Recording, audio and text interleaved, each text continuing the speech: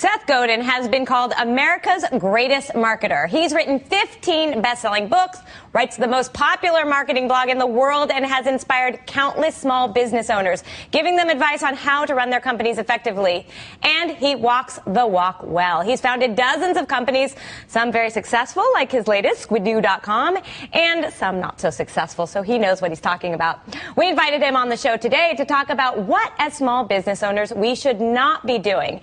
As a true expert in marketing, I wanted to hear from him the biggest mistakes he sees people make so that we all know not to do them. Seth, thank you so much for coming on the show. Thank you for having me, JJ. Really appreciate it. And, you know, you've written so many books. You tell us all what to do, how to do our marketing. But I'm interested personally, frankly, in what are we all doing wrong? You know, what are you going to tell me today that I'm doing that I think, oh, God, he just said I shouldn't be doing that, and he's right? You know, sometimes it's really painful to be in business. You know, you've got everything at stake. You've got your reputation at stake, and it's just not working. And we fall into these traps of being impatient, of being self-absorbed, and of being selfish. We say, oh, I bought this ad, so I have the right to put it in front of you. We say, I only have 3 weeks to make my marketing campaign work. Well, if you really needed it to work in the next 3 weeks, you needed to start 2 years ago. And we get self-absorbed. We say to ourselves, I understand my business. I'm in it every day, so I'm going to assume everyone else understands my business, as opposed to taking a step back and realizing no one owes you their attention and no one owes you their money. And so when we bring humility and generosity and clarity to the way we do business, all the mistakes go away. So practically speaking, so I'm self-absorbed, I'm just pushing stuff out of you, my product is so great, you should get it, and that's not working. So practically speaking, how do I change that mentality? What do I do? Well, like, you know, I love going to farmers markets, and if you go to the farmers market and this guy's got better strawberries than this guy because he's using less of something in it, he'll tell you the details, but no one's waiting there because this guy's got a cuter sign, because this guy's telling a story that's resonating with me. And that's what we do for a living. We tell stories, not slogans, stories. Little Red Riding Hood is a story. Once you've heard it, you're going to remember it for your whole life. And it's something that resonates and that it matches the way we want to see the world. Mm-hmm. So when we see a kid with a lemonade stand, it's different than when we see a vending machine selling lemonade, even if it's exactly the same product, because the story around it is what people are paying for. So when I meet small business people, all I ask them is not what's their balance sheet, but what's their story.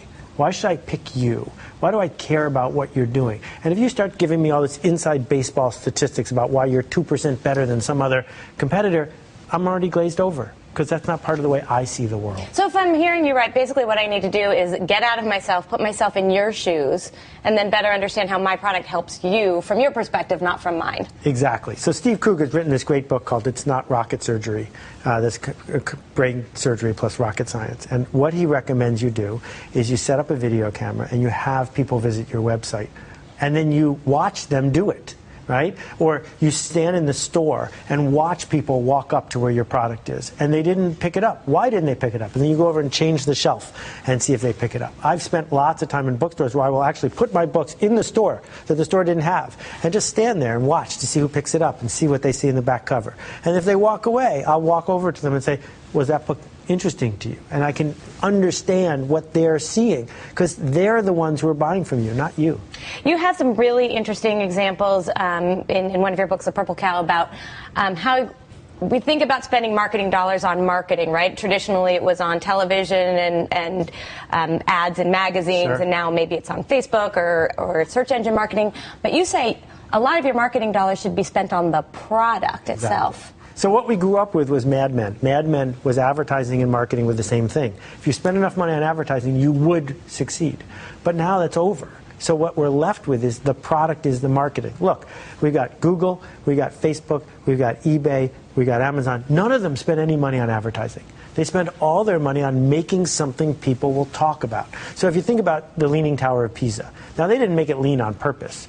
But if you ever go to Pisa, there's tons of tourists there, because if you see the Leaning Tower, you can talk about it when you go home, right? Where it doesn't matter that just 100 miles away is the Parthenon, which is one of the most beautiful buildings in the world. It's subtle. It's not easy to talk about.